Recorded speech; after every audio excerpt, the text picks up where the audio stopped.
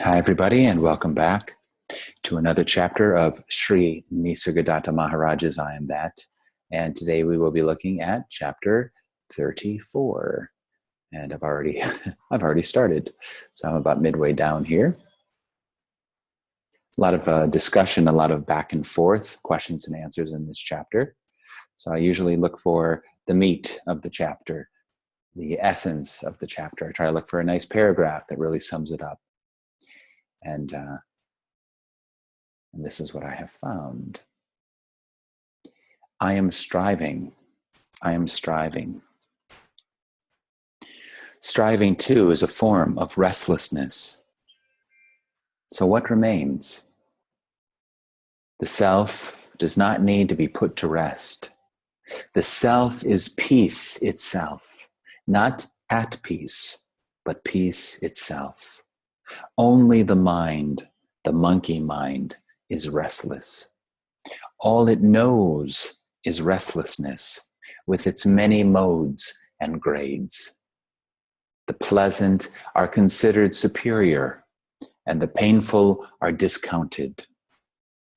What we call progress is merely a change over from the unpleasant to the pleasant. But changes by themselves cannot bring us to the changeless. Changes by themselves cannot bring us to the changeless. For whatever has a beginning must have an end. The real does not begin.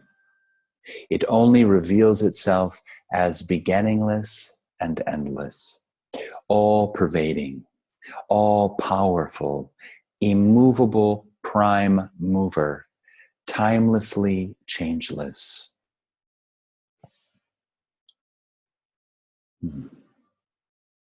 Changes by themselves cannot bring us to the changeless. Reminds me of what Adyashanti said the other day in a video, that struggling can bring certain changes. We struggle and we try this and we try that and we change things. But only awareness can bring about that transformation.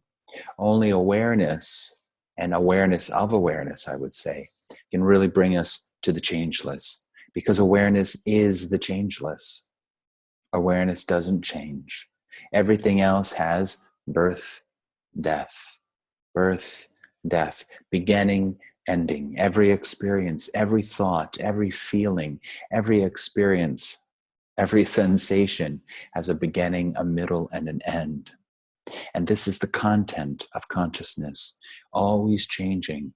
It's only the context, this pure awareness, this spacious, vast, spacious awareness, which does not change. And even beyond the awareness and the consciousness is the pure being of Parabrahman, the void. Absolutely nothing, not the concept of nothing, not the imagination of nothing, pure nothing, no thing. And yet, as Nisargadatta has said, that void is completely empty and yet full to the brim with this emptiness. No identification is happening at all in the void, in the Parabrahman. There is no I. The I at that point is extinguished. No self, as the Buddha said. No self. No self. No self. There is no self.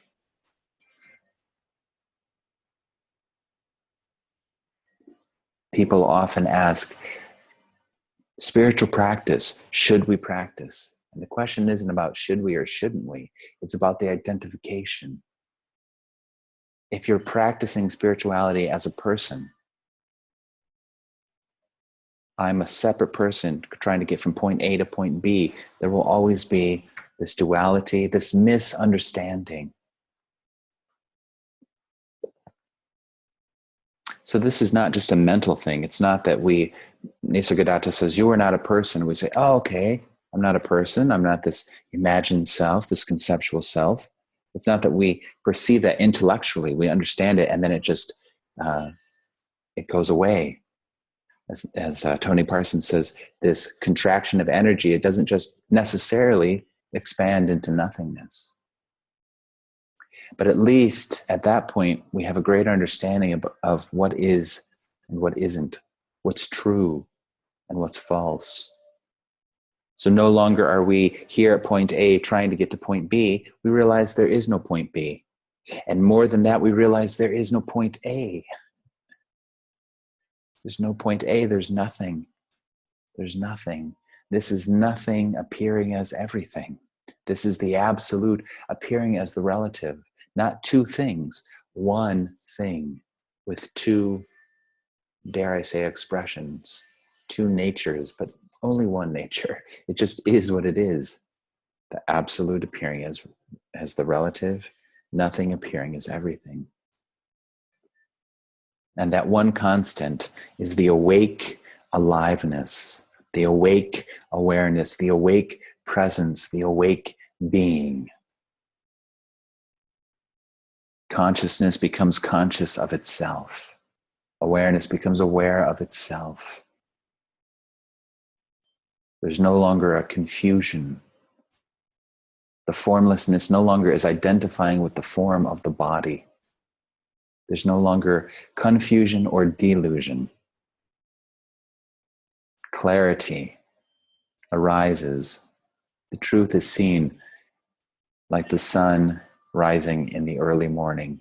The dawn of awareness comes upon us, even though there is no us. We awaken up and out of the person. It is consciousness itself that wakes up, clearly seeing, no longer identifying with the imagined conceptual little I.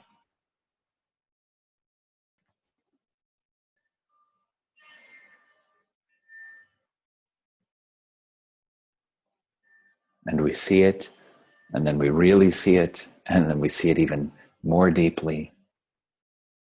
And the more we see it, the more this false self crumbles, dissolves, disappears, until only the void exists. There's no longer identification, no longer separation at all, no longer I, other, subject, object. There's just nothing.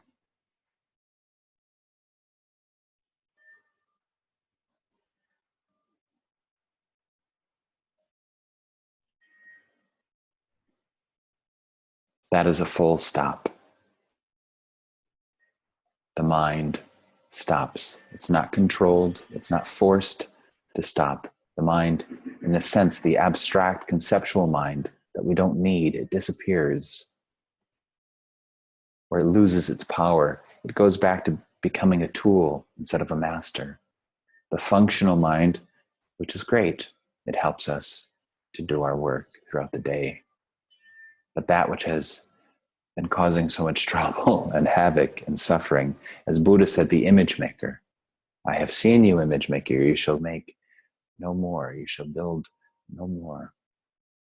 It's the end. It's the end of your world. The end of your world. The end of your little personal, private dream, illusion.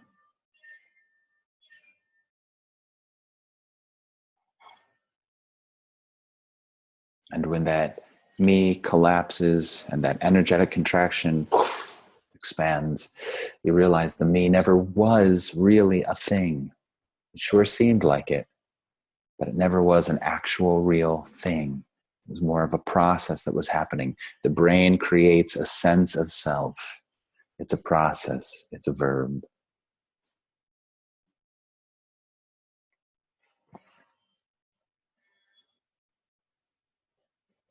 And then perhaps the brain stops making that sense of self. It's no longer needed.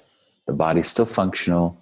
There's still a perfect understanding of this mouth and these hands and whatnot. But life really just takes over. As we saw in the last chapter, everything happens by itself. Reality takes over in a very wonderful way.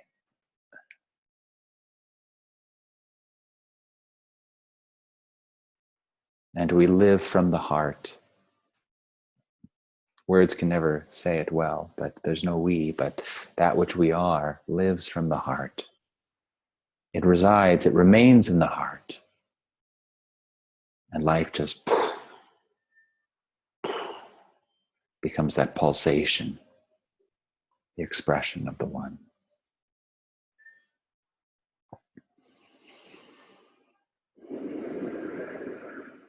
No struggle, no self, no identification, no one to be, nothing to do, nowhere to go. Life happens all by itself.